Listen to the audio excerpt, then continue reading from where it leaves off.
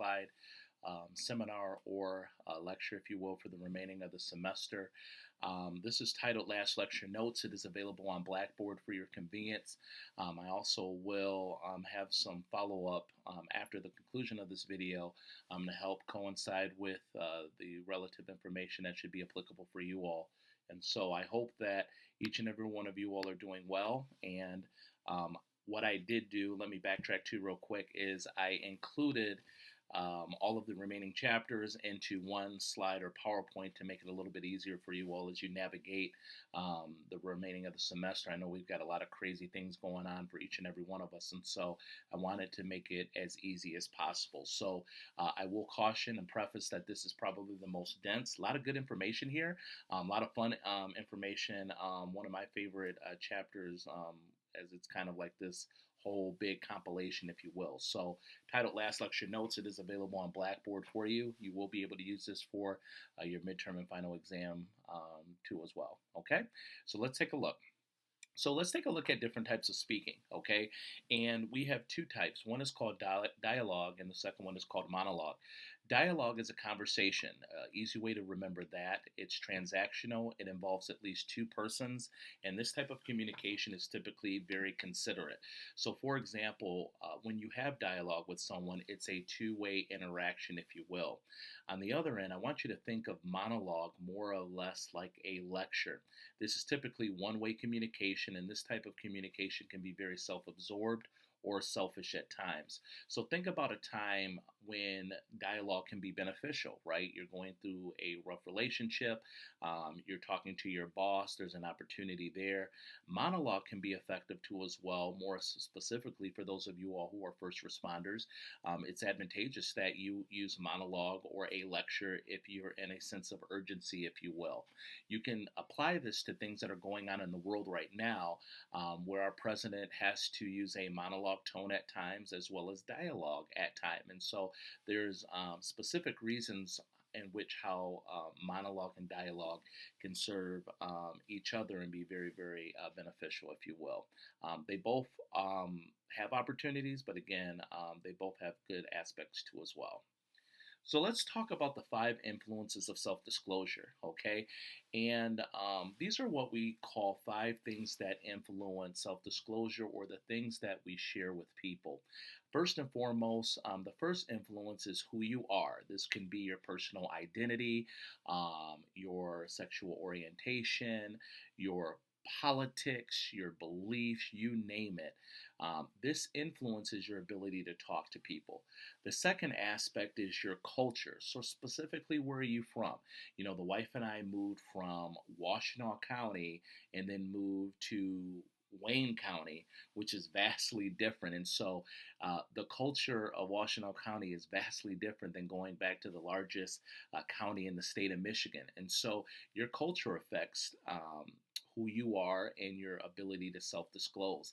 I remember moving down to Alabama when I was down there for school, and literally, they were always in my business. You know, where are you from? Where'd you go to school, etc. And I'm not trying to be a standoffish Yankee or Northerner, but I was like, I just kind of wanted to mind my own business, if you will. But that's germane to the region in which you're at. When I lived in New York, vastly different. People, they kept it moving, and that doesn't mean that all New Yorkers are not friendly, but your culture influences your ability to self-disclose. So if you get a new employee at your work or they move into your neighborhood, you want to reserve judgment because they're from a different locality. The third aspect is your gender, so male, female, and gender does influence our ability to disclose our feelings and how we feel.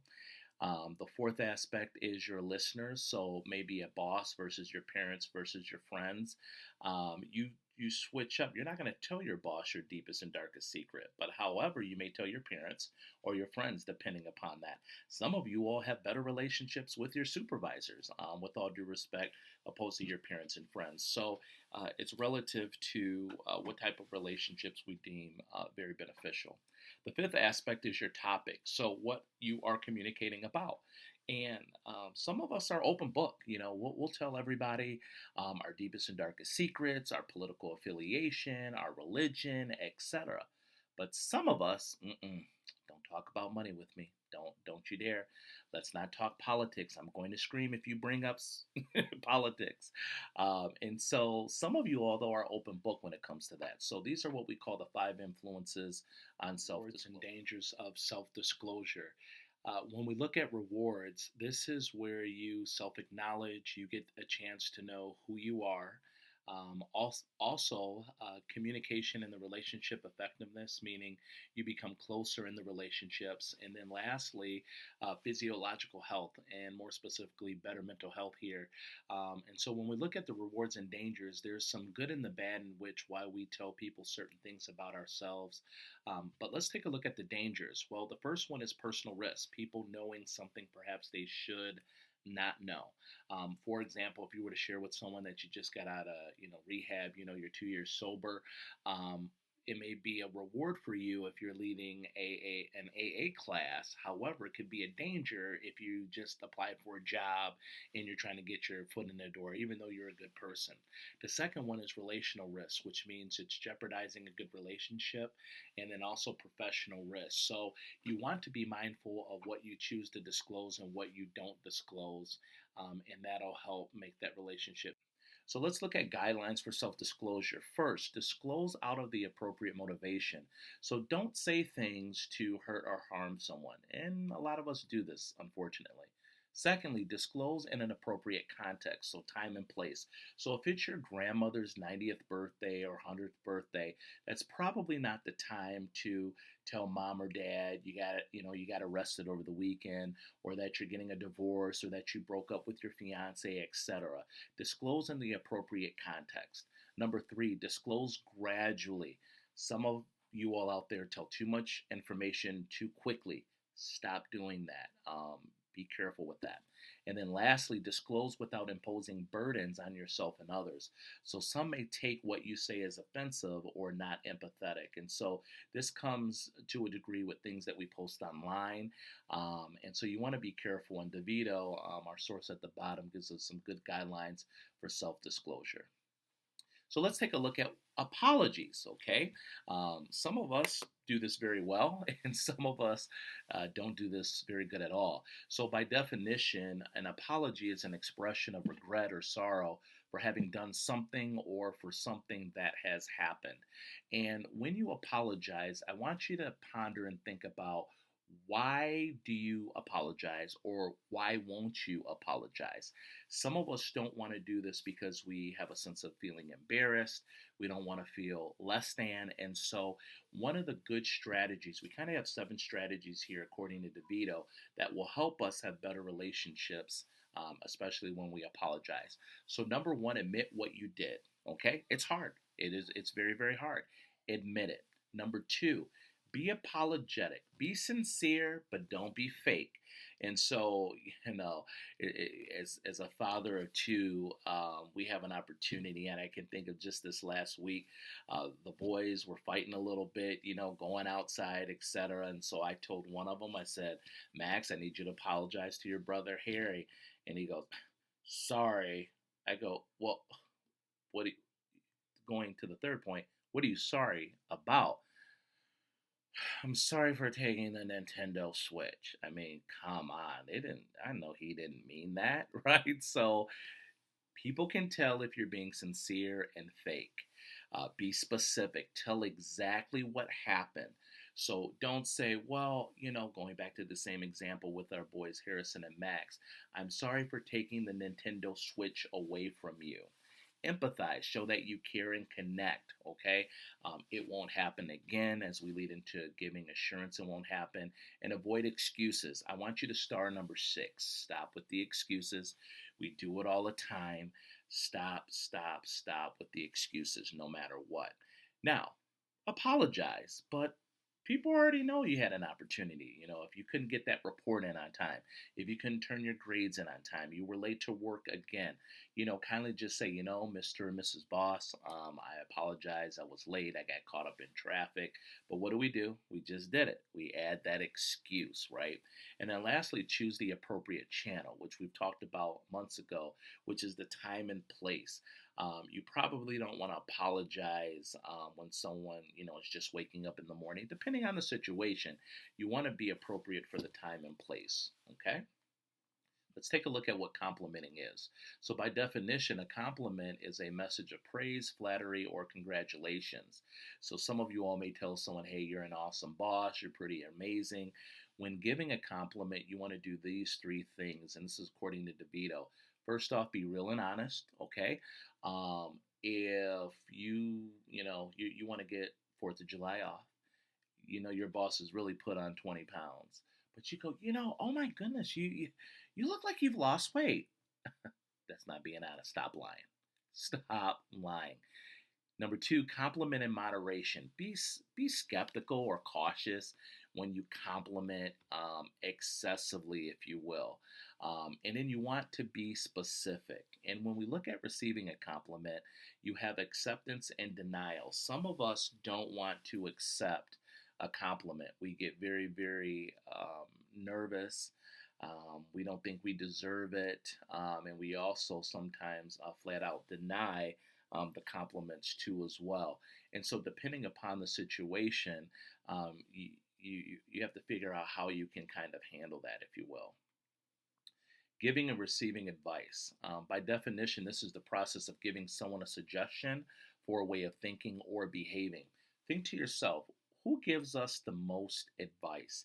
Is it our parents, significant others? Is it our friends?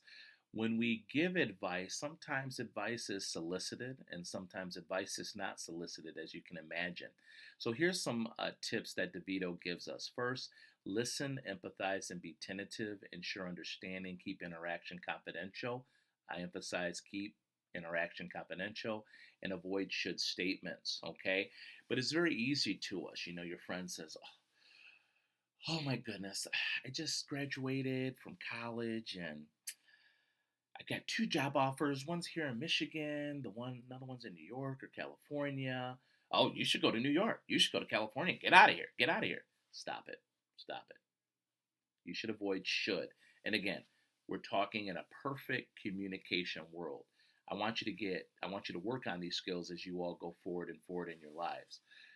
When we look at responding to advice, accept the advice, avoid negative responses, and interact with advice and express the appreciation. So sometimes it's very hard for us to take advice, especially depending on, in the workplace we have anywhere from 4 to 5 generations working right now, depending on the region you're in. And some of you won't take advice. You don't want to. You take offense to it. You think someone's offending you when actually they're trying to help you. So accept the advice, avoid negative responses, and interact with the advice. Classic example, when I was management with Kroger, and it came up for my eval, and I was super excited, and that we were doing pretty good. Our cash was good, our numbers were doing pretty good. We weren't perfect, but we had some opportunities, and so I found myself always staying at work longer. I never could get out of there, 10, 11-hour days. And, I should have been out of there in 8 hours. And so I remember my boss, years prior, had said, Myron, you've got, 4 assistant managers and 2 backups. Why don't you delegate? Oh, no, no, no, no, no, no. I wasn't trying to hear it because I wanted to be in control. I wanted to make sure, because I had this complex that if it didn't get done, ultimately I would be responsible. So I was that person, like if I was working with you in a group, I just volunteer. It's not that Cub's going to do it all, but I would just want to take over because you can control my grade and I can't have any of that. Even though you probably have a 4.0, I need to know what's going on. So I was very blind. Talk about the Johari window. I was blind to that. No, no, no. Then my second boss told me, a third boss told me, and this was over the course of like 6 years. And finally, this fourth manager said, Mark, you should delegate more. Why do you have all these assistants? They're kind of, I'd love to work for you because I don't have to do anything. So some things were changing in my life. I said, you know what? I'm going to go ahead and do this. Ladies and gentlemen, my life was so much easier if I would have just taken that advice 4 or 5 years prior. And in fact, my last year in my capacity at that organization was probably the easiest, the less stressed, because I should have taken that advice from those veterans. But, sometimes we don't want to listen, and I've learned that, and it made my life a lot easier. So just because someone gives you advice, I'm not saying you got to listen to everything, but be mindful that they may be coming from a good place. And in that situation, for me, that was a very good place. So let's talk about various types of interpersonal relationships next, okay? So we want to look at why we have and need interpersonal relationships, or what we call advantages. You may be thinking to yourself, "Yeah, I don't need any friends. I don't need, I can sit in my bedroom, blinds closed, whatever, and I don't need any relationships." Well, I'm here to say that interpersonal relationships are beneficial for all of us, okay? So here are 5 things according to DeVito that he states. Number one, it helps lessen our loneliness. And it's hard. I hope no one's lonely right now because we're all pretty much quarantined, or you should be, but it helps lessen the loneliness. Another advantage is it aids in helping you learn about yourself. It contributes to your physical and emotional health. It helps maximize pleasure and minimize pain. And it provides a source of stimulation, both intellectual, physical, and emotional. So these are reasons why we want to be in relationships with other people. But here's some disadvantages, or some things to consider in terms of why we do not want or even feel the need to have relationships in general. Some of you all say, "I don't need no man, I don't need no woman, I'm going to do me, I'm going to be all by myself." Well, you may have a pressure to reveal yourself and to expose your vulnerabilities, especially if you came from very bad relationships and you you're not confident in it anymore. You don't want to be vulnerable anymore. Maybe someone broke your heart too many times, and I get that too as well.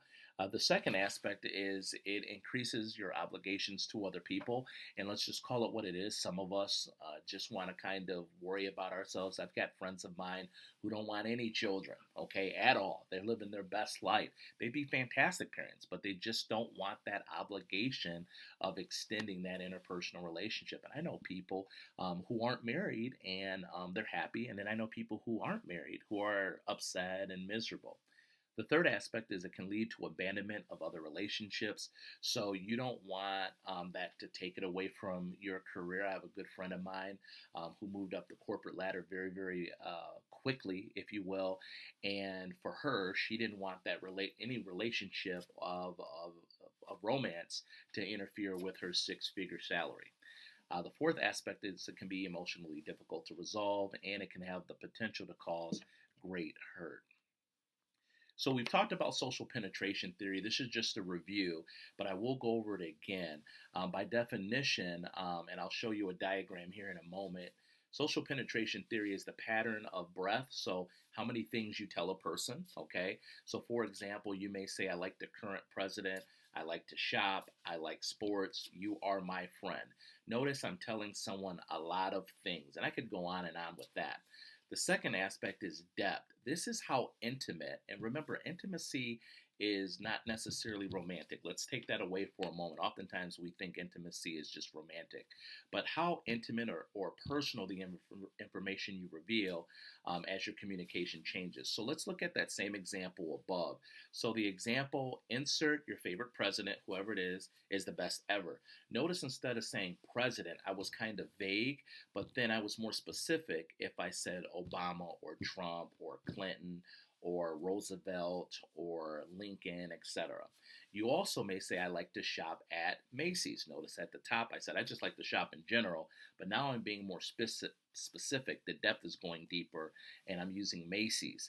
I reveal what my favorite sport is. Baseball is my favorite sport, and that Heather is my best friend. So I think you get the drift there. We talked about that months ago, but this is just as a refresher. So notice how depth is more specific and can be more personal.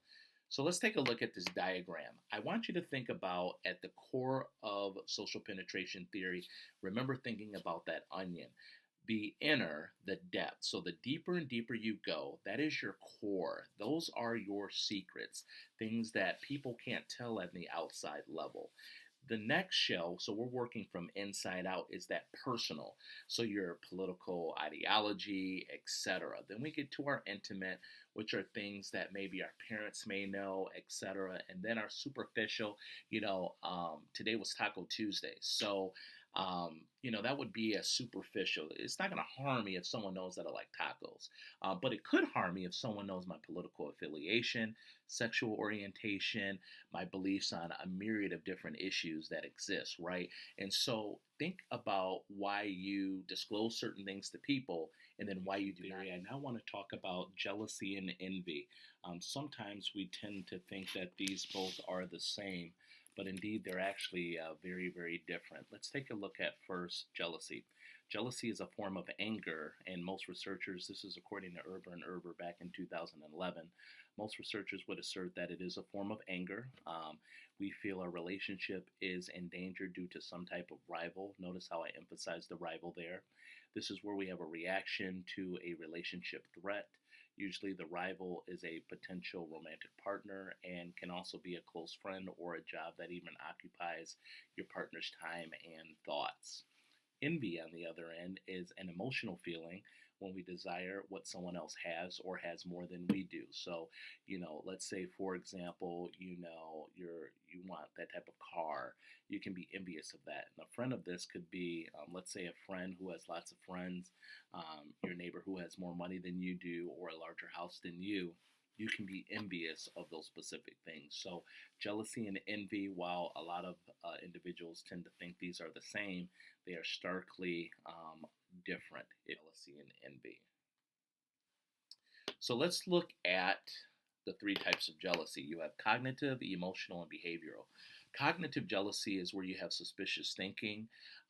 You start to worry a lot. You have imagining different scenarios. Your partner may be interested in someone else. And this is where you start to get real suspicious. It's all in your mind. Cognitive, think of thinking.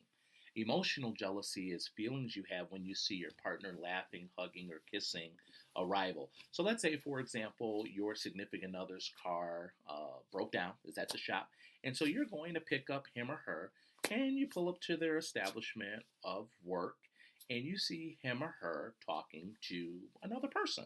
Harmless. It's someone they work with. And that could bother you.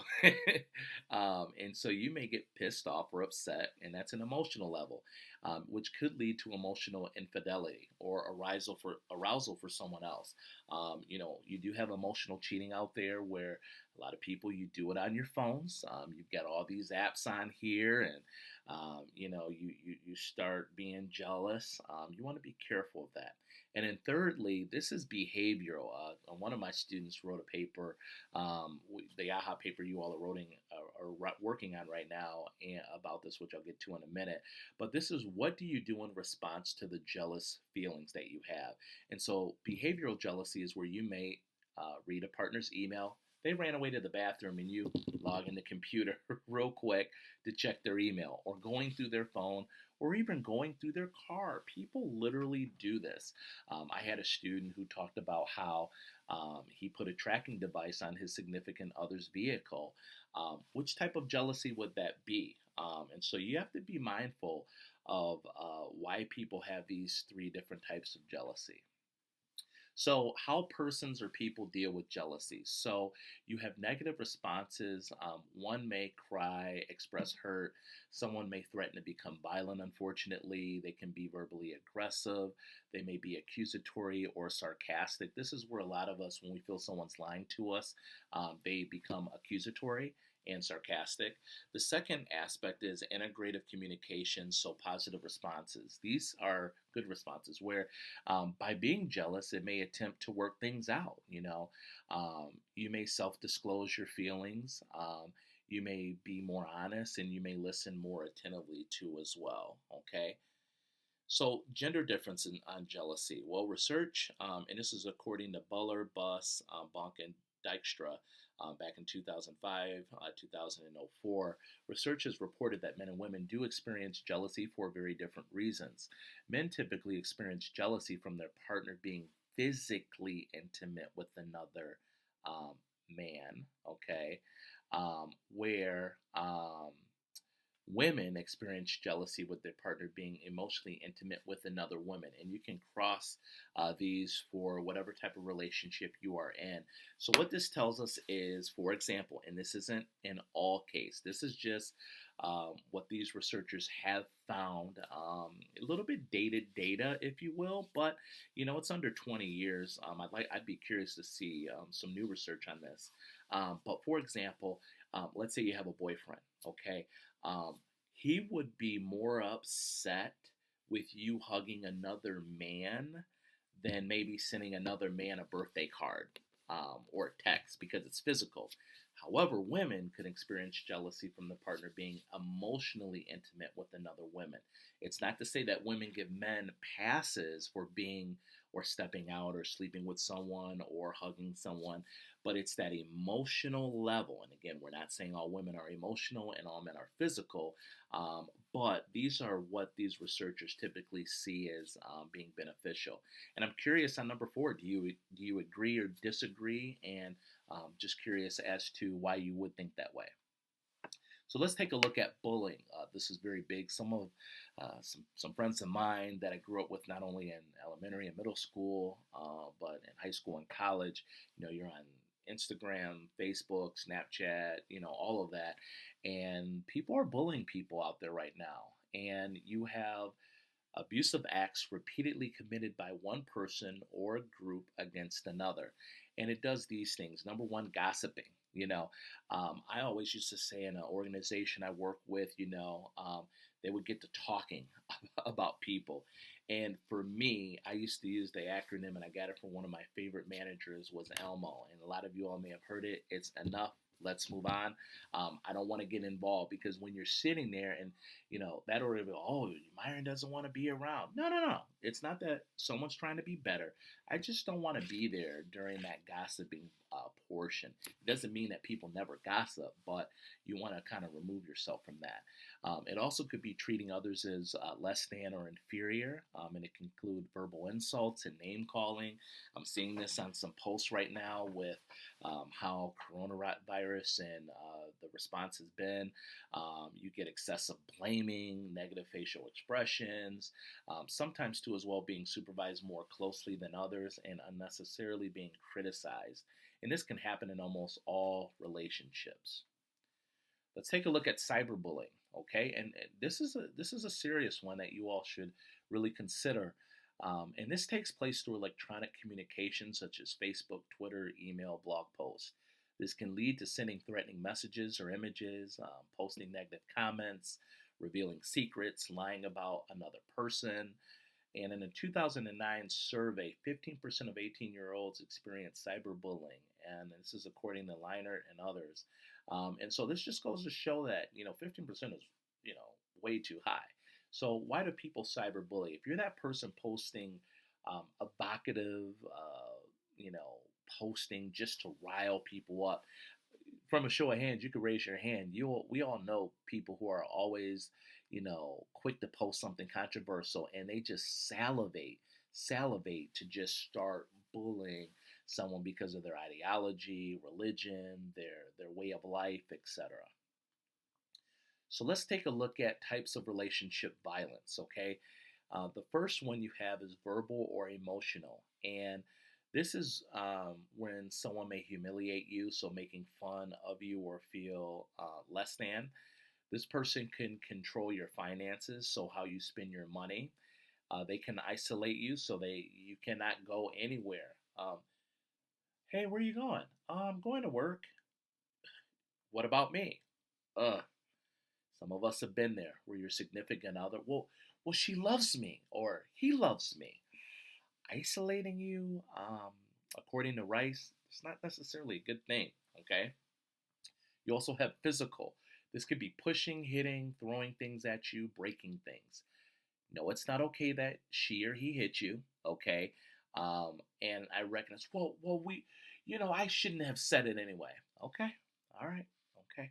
And you continue on in that relationship, and we know things can progress further and further. Okay. I had a friend of mine, literally in college, man, his girlfriend was just, man, I mean, just the verbal sense, getting in his head. And I used to hate, I'd go to class and he just looked all discombobulated because she was just getting in his ear and things such as, "You'll never find a woman as good as me." He told me this stuff. I'm like, man, and he could clearly go out. If we're looking at it from a physical aspect, he never really struggled with the dating scene, and so sometimes we just stick in these relationships that are violent to us, and we think that person cares and loves about us. The third aspect to relationship violence is sexual, and this can be, and I want to be very mindful and sensitive here. This is unwanted touching, accusations of sexual infidelity without reasoning. So it is an example of sexual relationship violence if he or she is always accusing you of being not faithful, okay? For sex, as well as references to you in sexual or typically derogatory terms. That's a form of violence in a relationship. So, dealing with relationship violence, how do we deal with these relationships? Well, first and foremost, know that you are not alone and it is not your fault. Number two, plan for safety. Have a backup plan if that's a tough relationship. Maybe you all just signed a lease. Can you go to mom or dad's or a best friend's home? Know your resources, so know what options are available. Here on campus, we have tons of resources out there for those of us who may be in violent relationships. Know that you can change and have other options and take responsibility too as well. And what that means is don't try. I know it's easier said than done, but try not to put yourself in a situation where you can just be sucked in and you're so dependent where you can't get out of there. Okay.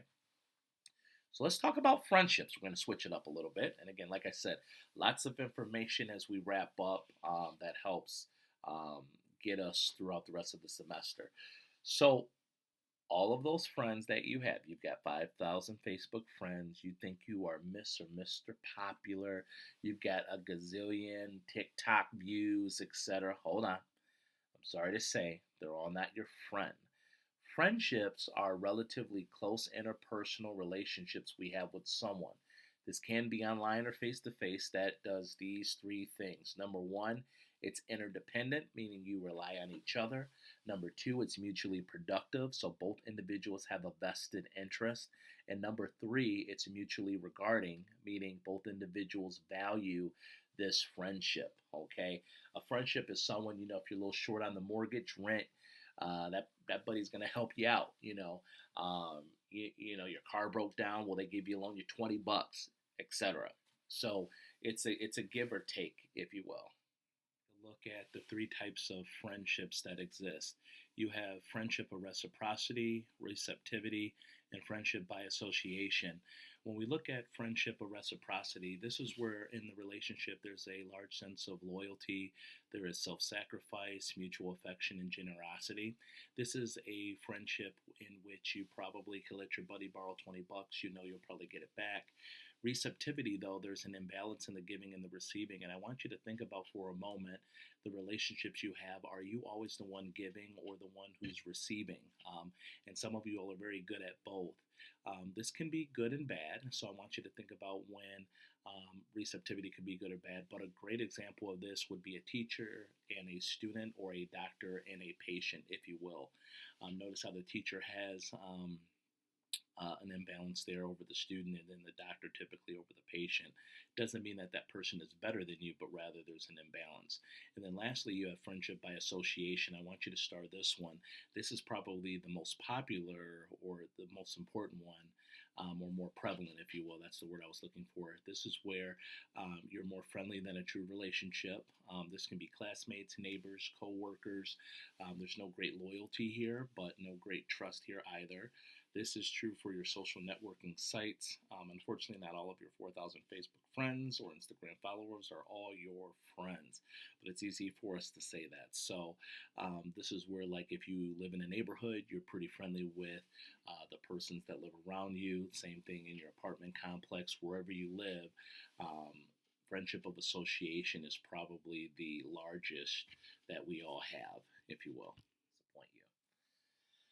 Let's look at friends with benefits. Okay, yes, there is a scientific terminology that we use. Um, this is by Mongo, Knight, Williams, Eden, and Shaw. And the definition, this is a sexual relationship without any romantic involvement, dating, or thought of shared future. Friends with benefits is just strictly on the benefit level. And reasons people choose this type of relationship. If you look 50 years ago, I mean, you can make an argument that you've always had these type of relationships, but it wasn't as clear cut and apparent as it is now. So here's why people do it. Number one, it's easy access to sex in a safe environment. You have freedom for commitment. You don't have to go to Tiffany or Jared or Kay or any of those fancy places. You don't have to get the ring, gentlemen. You can gain experience. So, for some of us, if we didn't have close relationships in high school or we weren't dating, we use this as an opportunity there. Closeness and companionship, if you will. And the one emerging area that you're starting to see this is actually with persons really, between 50 and 65. I know you may not think that grandma or your aunt or your parents would be in a relationship like that. But as you can look at the reasons why people choose these relationships, there are some opportunities why that may not be a good idea. You want to star this slide. This is very important. And this is the 6 types of love. Now, this is according to John Allen Lee back in 1976. Lots of good information here that he provides. And again, you can look at different concepts and theories that exist. This is a good one that will help you, if you will. And so the first one is Eros. You have Eros, Ludus, Storge, Pragma, Mania, and Agape.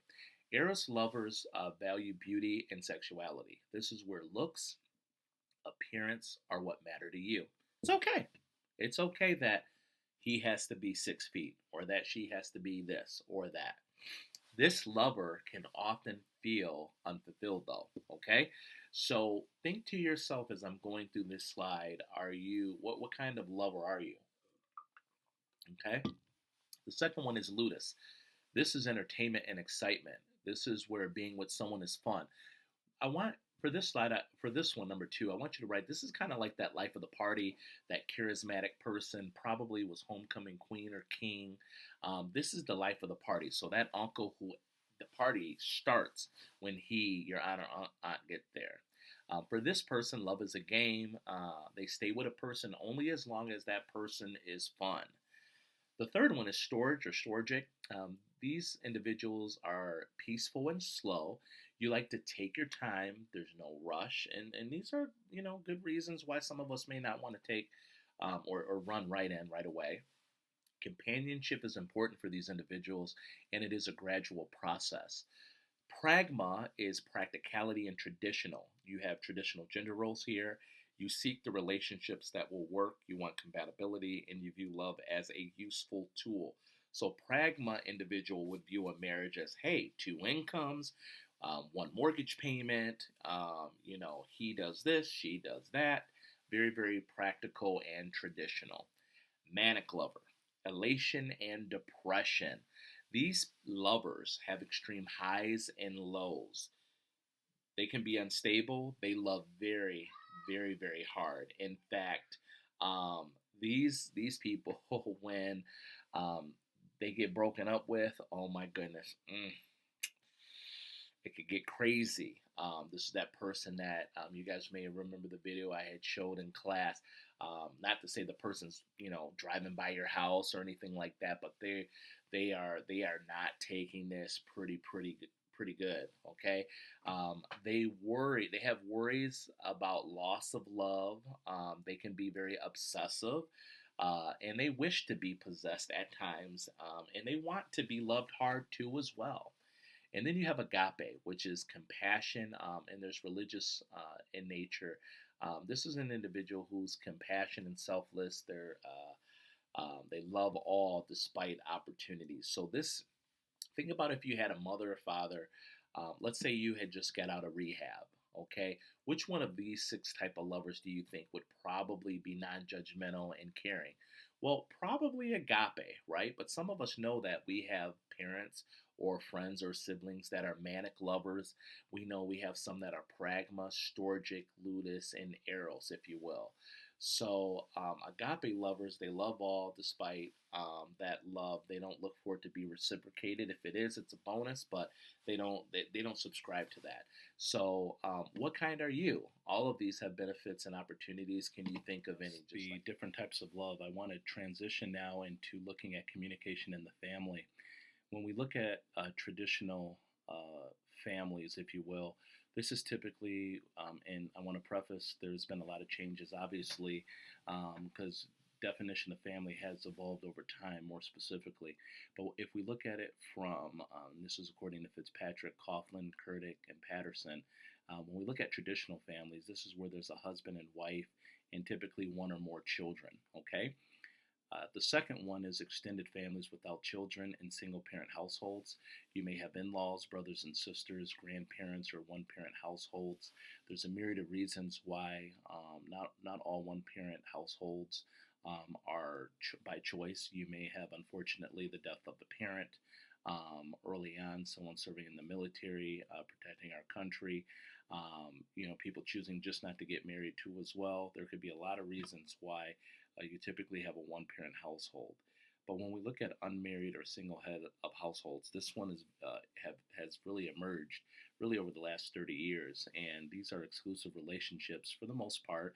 They live as if they were married, so they mirror traditional marriage, but they lack the legal marriage union recognized by a religious body, a state, or both. And for the most part, only marrieds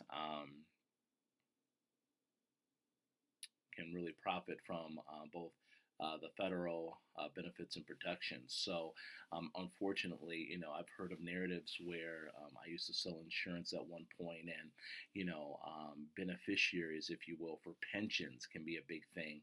And I remember when I was helping out a specific client, and it came back. You find out information getting ready to retire because you have to choose a survivorship option, and she said she wasn't married. Well, it kicked back when she was getting ready to retire, and I go, "Hey, Mary, or Sarah, um, with all due respect, it's saying here that you can't choose that survivor option because the state says that you're married." "Oh, well, we ain't been married in 40 years." Well, yeah, you may not have gotten that divorce, but on paper, you have to handle that before you can choose that survivor option. So there are benefits and protections for those who are married. You also have gay or lesbian or domestic partnerships, civil unions or marriages in households that have the characteristics of family, and many of these couples have children from previous heterosexual unions or relationships. Primary relationships among gays and lesbians seem to be more common than popular media leads us to believe, but most experts do agree that being in a committed relationship is the goal of most persons, regardless of affectional orientation. And then lastly, you have a primary relationship where two spouses, the lovers, the domestic partnership. The term family denotes a broader idea, like I mentioned earlier, that includes children, relatives, and assorted significant others, if you will. So let's take a look at characteristics of families, and they have these four things. Number one, define roles. So who cooks, cleans, repairs things, pays, or process the bills. Okay. We also have a recognition of responsibilities. So when you look at families, you help each other financially. If you're short $20, you look to your sister, brother, your significant other to cover that, right? And they comfort you in distress. You also have a shared history and a shared future. So past, present, future. You met in college. You work in the military, and then you also have a shared living space, which is living under one roof, if you will. So let's look at the three types of couples. You have traditional, interdependent, and separate. Traditional couple types share a basic belief system and philosophy of life. You have a blending of two persons into single couple rather than being separate. And in traditional couple types, there's very few power struggles here. In interdependent couple types, these individuals stress their individuality. The relationship is important, but never more important than their individual identity. And each spends time with outside friends. A traditional couple, they ain't just going on a girls trip or guys trip. No, they're going with their spouse, and they'll invite them, if you will. Okay, and then you have separate. These people live together but view the relationship as a matter of convenience. They have little desire to be together. They only together for mealtime holidays. Each has their own physical and psychological space. They share little, and each prefers their own way, and me and not we. And this is by Fitzpatrick and Noller, if you will. So think about which type of couple you are in. One of my friends is a builder, and he shared with one of the most. Maybe I'll put it out there first. Can you all think when someone's building a house, what the number one, or it's not the number one, but it's emerging to probably be the number one um, modification to a home, and now people are having dual master suites, and you may say, well, why? Well, people are, new generations are buying those type of homes now, and people want their, area, opposed to, sharing that master suite. And so you do see that emergence. Just because someone that, has a separate couple, that doesn't mean they can't have a great relationship. You also have, for health reasons, sometimes where someone sleeps in another room because someone else is a light sleeper and the other one snores, etc. So oftentimes we typically view one of these as being better than the other. That's not necessarily the case here. So let's take a look at the four types of families. You want to star this too as well. You have consensual, protective, pluralistic, laissez-faire, and this is according to Arnold, Coughlin, and others. Pretty dense down there. So when we look at the four types of families, you have consensual. This is where the community there's high in conversation and the communication, and high in the conformity. Open communication and agreement here. So for example, you may have a daughter and mom, and I'll use this example running through. So, Mom, I want to go to MSU for college. No, you're going to CMU because it's cheaper. Okay, I understand that, and I'm appreciative for you and Dad helping me. So that daughter's probably going to, notice high in conversation, they're talking, and conformity. She says, okay, let's take a look at productive, which is high in conformity and low in conversation. Here we stress the agreement and strive to avoid conflict. So same example again. I really want to tell my parents I want to go to MSU for college. No, you are going to CMU because it's cheaper. And this person says, okay. So with the daughter, I was kind of using that as a mental question. She's, thinking in her head. She's not really telling her, but she's thinking in her mind. Pluralistic, low in conformity and high in conversation. This is encouraged to express different attitudes and points of view, and they're supportive of each. So here's daughter again. Mom, I want to go to MSU for college. Why would you want to go to MSU? CMU is cheaper and smaller. Well, I like it there, and many of my friends are going there. Notice that there's low in conformity and high in conversation. So, mom's not necessarily making her go there, but there's a high level of conversation there. Some of us can't have a debate with our parents. This is what it is. Some of you all are moms and dads out there, and you can subscribe which type you may have came from or that you have right now. And then laissez-faire family. This is low in confirmation and low in confirmation and low in conversation. These families avoid interaction. They encourage privacy. For example, a daughter may say, "Hey, Mom, I want to go to college." Okay, whatever you want to do. Daughter has no response, according to Arnold, Coughlin, Kerner, and others there. So workplace relationships, you have mentoring relationships as we switch up now, as we draw to our conclusion here. In mentoring relationships, this is where you have an experienced individual who's a mentor who helps to train a less experienced person who is a mentee or protege. Throughout my career, in my jobs, I've had several mentors who have guided me. You don't know everything out there, and so take advantage of these relationships. Secondly, it's frequently done online for flexibility, and it involves a one-on-one relationship between an expert and a novice. When you look at networking, this is a broad process of enlisting the aid of other people to help you solve a problem. It helps you build social capital of the values of your contacts. Romantic relationships at work, though, do exist. Workplace romantic relationships do have advantages and disadvantages. They're often prohibited, but most organizations have rules for what is and what is not acceptable, if you will. So let's take a look at tweeting and blogging. Tweetings, and a lot of you all know this, tweets are public. Our president does this a lot between the tweeter and the follower or followers. Blogging is the greatest value in creating dialogue and information with a personal slant for a specific audience. So typically, a lot of you all listen to podcasts, etc. And if people are posting things online, these are a form of blogging.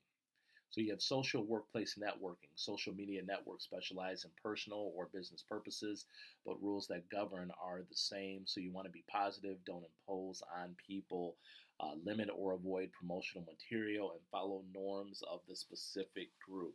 Sometimes people can be very imposing. You want to be careful to post things that, I don't want to say out you or your struggles or opportunities, because I get that it can be therapeutic for us to get out there, but sometimes people can be really imposing on other people. Let's take a look at one of my favorite theories, attraction theory. And this is where you're attracted to those who are similar to you. So they have the same beliefs, values, likes, dislikes, race, ability, intelligence, etc. Okay, they're nearby to you, so your environment. They often then reinforce you, so they support you in your beliefs, and they think you are attractive. And attraction theory is some of you all will never leave Livonia, Ann Arbor, West Bloomfield, Jackson, Canton, Westland. You'll never leave that area because you are attracted to that environment. There's certain things that you like about that locality in which where you're at. Okay, let's look at social exchange theory. And this is for all of you all who are math individuals. This is your mathematical formula. Social exchange theory asks two questions. First, or seeks to answer, why some relationships develop and last longer than others, and then why relationships develop and are maintained when the rewards exceed the cost. So here's our formula here. You have profits, and that is the rewards minus the cost. So the rewards are anything that you want or enjoy. The costs are things that you normally try to avoid. They're unpleasant and difficult. And then let's use the example of going to college, and then I'll try to give you another example too to help this make sense. Let's say, for example, going to college. Well, the profit is your college degree and to make more money. People, those who go to college typically do earn more. It's not always a guarantee, but we do see that correlation. So the profit is your college degree and more money. The reward, you will get a promotion or a better job. But what is that going to cost you? Well, it's going to cost you money and time.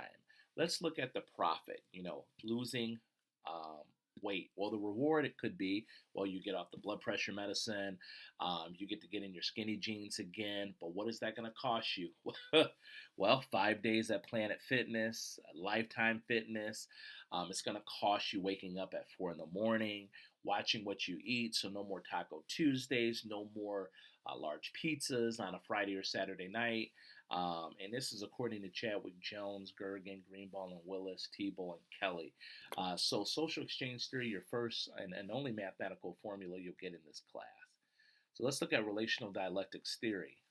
This is where people in a relationship experience tensions between at least three pairs of opposing motives or desires. So you have closeness for openness. Some of us are very closed, but some of us are an open book.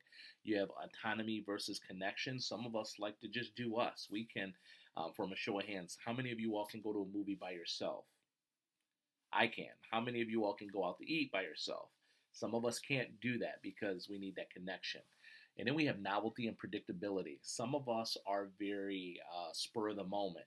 My wife kind of jokes because I'm the type of person where we'll jump in a car and just drive somewhere, just go somewhere.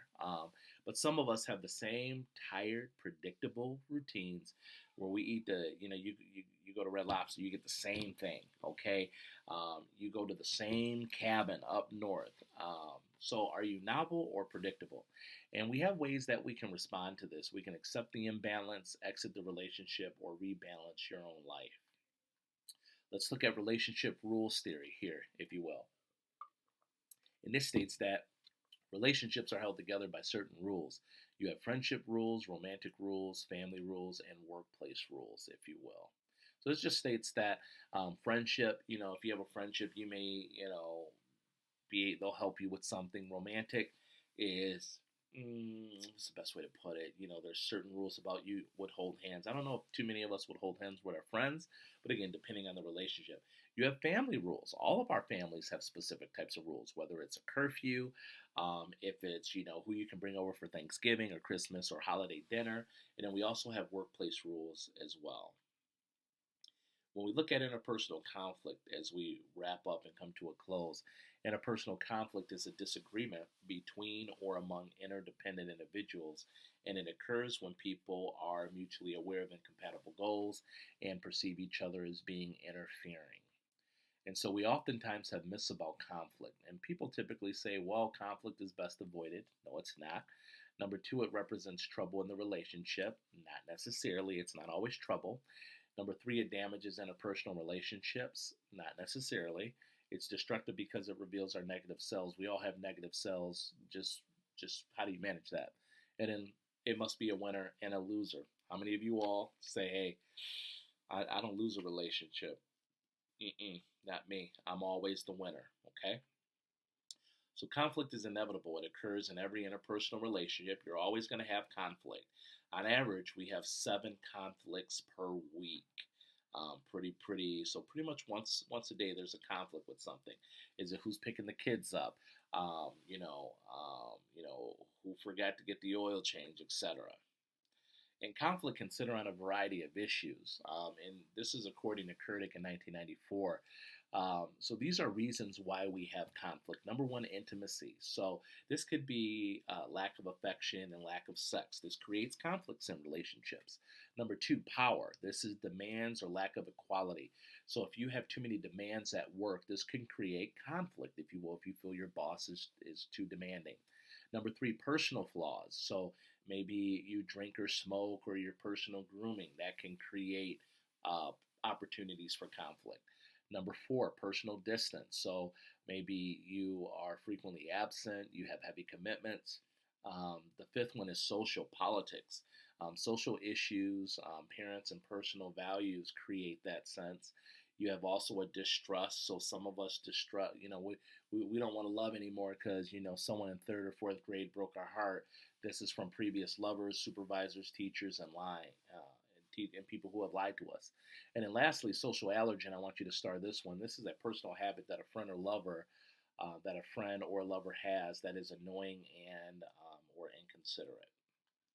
So conflict management styles or strategies. You have competing, avoiding, accommodating, collaborating, and compromising. Competing conflict management strategies is I win, you lose. So one person wins and the other person loses. You also have avoiding. This is I lose, you lose, where you're unconcerned with your own opponent's needs or desire. You have accommodating. I lose, you win, which you sacrifice your own needs for the needs of the other. Collaborating. I want you to star this one. I win, you win. You and the other person both win. This strategy is ideal. A lot of people, will say, well, I want to compromise. Well, according to our text, compromising is where you win, you both win, but you both lose. Notice the goal here is no one wants to lose anything here. You do not want to lose anything here. So the concern for your needs and the need of the other. And so for this week, yep, that is it. That will conclude our presentation for this week. I hope that you all enjoyed the material. I tried to provide significant examples for you. And so this video is your last lecture for the semester. And so I apologize for some of the minor glitches there. I saw some opportunities within that. I hope that you got a lot of information that can help you for your coming papers. All right. Have a good one.